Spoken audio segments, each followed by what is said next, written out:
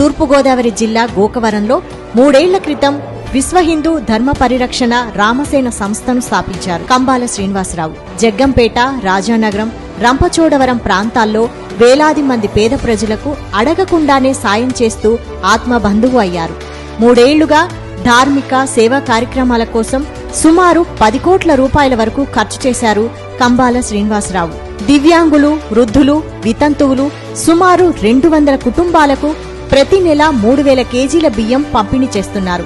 మెదడు, కిడ్నీ వంటి దీర్ఘకాలిక రోగాలతో బాధపడుతున్న వారికి ప్రతి నెల ట్రీట్మెంట్ ఖర్చులు భరిస్తున్నారు.